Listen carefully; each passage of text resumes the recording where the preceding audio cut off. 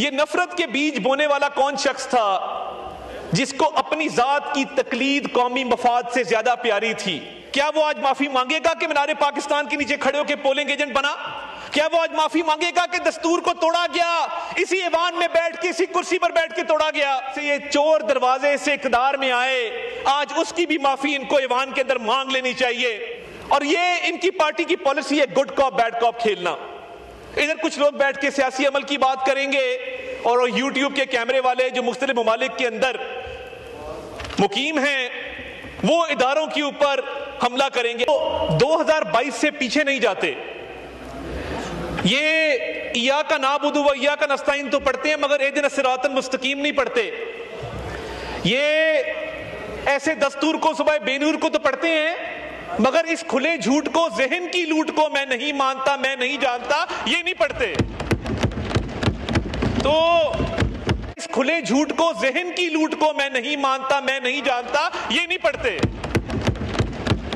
تو یہ سورہ فاتحہ بھی پڑھتے ہیں تو اس کی سلیکٹیو آیات پڑھتے ہیں، یہ جالب کا کلام بھی پڑھتے ہیں تو اس کی سلیکٹیو مصرے پڑھتے ہیں، یہ جب فسطائیت کی بات بھی کرتے ہیں تو جو ان کے ذہن کے مطابق فسطائیت ہے اس کی بات کرتے ہیں۔ میں نے سمجھا کہ جب یہ کہہ رہے ہیں کہ صبح بے نور کو اور ایسے دستور کو، مجھے یہ گمان آیا کہ غالباً مینار پاکستان کے سائے کے تلے اس ریفرینڈم کے جلسے کے اندر خان صاحب نے یہ فرمایا ہوگا اس وقت کے حکمران کو کہ ایسے دستور کو، صبح بے نور کو میں نہیں مانتا، میں نہیں جانتا۔ وہ بھی نہیں نکلا کیونکہ یہ پولنگ ایجنٹ تھے، یہ صف اول کے سپاہی تھے، اس فسطائیت کو تو قبول کیا۔ مگر آج جب یہ پارلیمان ہائیسٹ ادارہ اس ملک کا ایک لیگل سٹریٹجی کے تحت، ایک مشاورت کے تحت، ایک سیاسی عمل کے تحت ایک کانسٹیٹیوشنل امینڈمنٹ کرنے جا رہا ہے، وہ ان کو چبھ رہی ہے۔ اس وقت کا ریفرینڈم ان کو نہیں چبھا تھا، اس کو انہوں نے قبول بھی کیا تھا اور وہاں پولنگ ایجنٹ بن کے کھڑے بھی ہوئے تھے۔ یہ selective morality, selective justice, double standards, دوہرا معیار، اس کے علاوہ ان کی سیاست ہے کیا؟ اور اسی کرسی پر بیٹھ کے جناب چیئر، ہم اس سائیڈ پر بیٹھے تھے، قاسم خان سوری نے پوری دنیا کے سامنے آئین کو توڑا، آئین کو پامال کیا، پارلیمنٹ کو ڈیزالو کیا۔ اس پہ تو نہیں کہتے کہ ایسے دستور کو، صبح بے نور کو میں نہیں مانتا، میں نہیں جانتا۔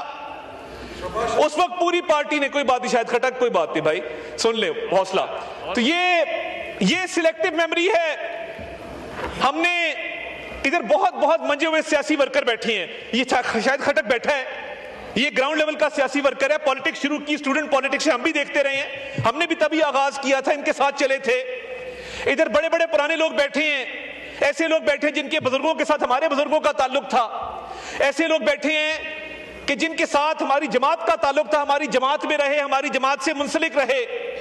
مگر یہ نفرت کے بیج بونے والا کون شخص تھا جس کو اپنی ذات کی تقلید قومی مفاد سے زیادہ پیاری تھی؟ وہ کون شخص تھا جس نے اس ملک کے اندر نفرت کے بیج بوئے؟ کیا وہ آج معافی مانگے گا کہ مینار پاکستان کے نیچے کھڑے ہو کے پولنگ ایجنٹ بنا؟ کیا وہ آج معافی مانگے گا کہ دستور کو توڑا گیا، اسی ایوان میں بیٹھ کے، اسی کرسی پر بیٹھ کے توڑا گیا؟ ہم نے مانگی ہے، کئی بار مانگ چکے ہیں، آپ بھی مانگ لیں۔ اور 2000 اس پہ خواجہ آصف صاحب بہت بات کر چکے، اور یہ معافی کی بات کرتے ہیں تو میں ان کو ان کے گناہوں کی لسٹ پوری پکڑا دیتا ہوں، آج آ کے معافی مانگ لیں، مگر نہیں کریں گے کیونکہ یہ سیاسی لوگ نہیں ہیں۔ کیا ہی اچھا ہوتا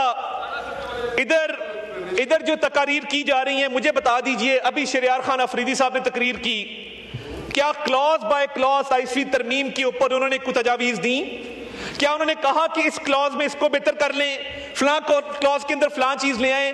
جناب والا ان کی جو سلیکٹیو میموری اور جو سوچ ہے وہ کیونکہ 2020 سے پہلے نہیں جاتی، تو میں تھوڑی یاد دہانی کرا دوں کہ انہی کا دور حکومت تھا، ہم یہی انہی بینچز پر بیٹھ کے ان کو سمجھاتے تھے کہ یہ سیاسی مخالفت ہے، اس کو دشمنی میں تبدیل مت کرو۔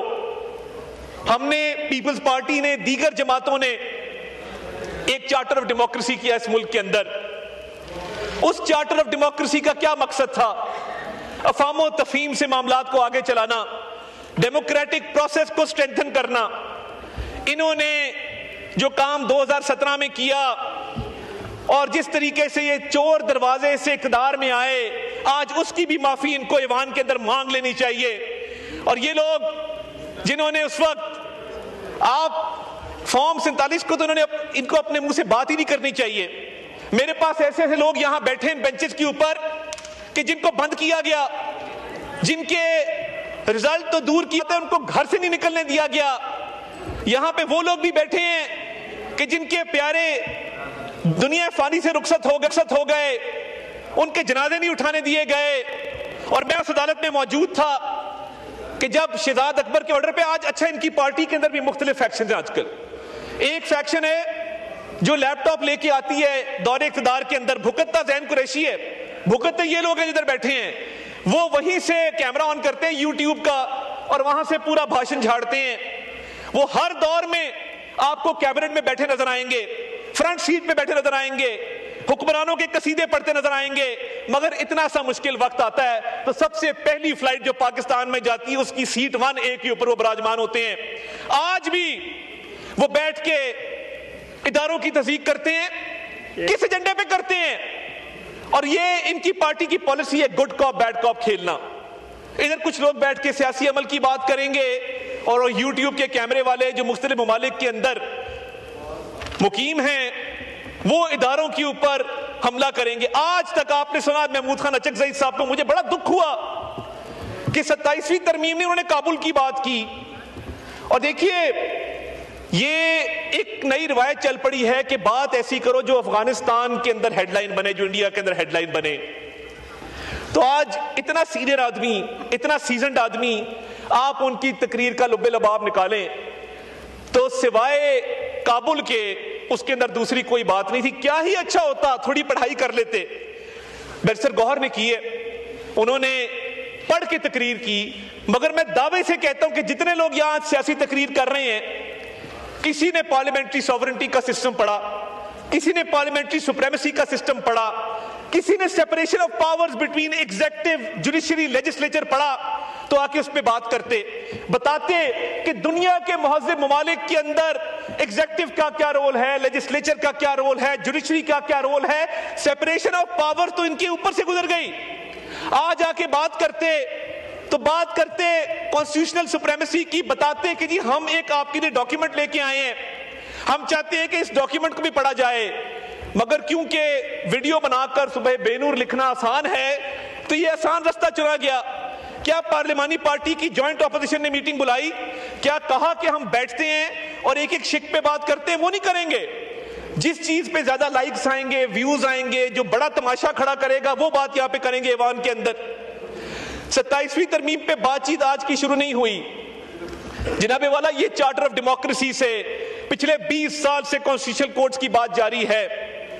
اور یہ محمود خان اچکزئی صاحب نے تو دھماکوں کی بات کی۔ کیا آپ کو کبھی نظر آیا کہ ان لوگوں نے وانا کے اندر 500 سٹوڈنٹس کو جو بازیاب کروایا گیا ہے، ریسکیو کیا گیا، اس کی بات کی ہو، اس کو سراہا ہو، اس پر کہا ہو کہ یہ اے پی ایس سے 100 گنا بڑا سانحہ ہو سکتا تھا، مگر اس پہ کبھی تعریف نہیں کریں گے؟ اور آپ کو ان کے لیڈر کے ایکس کے اکاؤنٹ وہ جو بھی چلا رہا ہے، پاکستان کے اندر سے چل رہا ہے، باہر سے چل رہا ہے، لیڈی اینابل گولڈ سمتھ کی وفات پر افسوس نظر آئے گا، لیڈی اینابل گولڈ سمتھ کی وفات کے اوپر آنسو بہائے جائیں گے، مگر میجر عدنان جس نے اپنی جان نچھاور کر دی اپنے ساتھی کو بچاتے ہوئے، اس پہ یہ 2 لفظ نہیں کہیں گے۔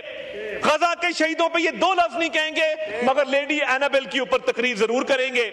لیڈی اینابل کی وفات کو انہوں نے اس طرح سوگ منایا جس طرح کوئی قومی سوگ ہوتا ہے۔ تو یہ جو سلیکٹو موریلٹی ہے، آج مذہب کی بات کرتے ہیں ہر چیز کے اندر، تو کیا ان کا یہ حق نہیں بنتا تھا کہ جہاں پہ ان کے لیڈر نے 9 مئی کا حکم دیا اس ملک کے اندر، وہ ریڈ لائنز کراس کی جو ملک کی تاریخ میں کبھی کراس نہیں ہوئی؟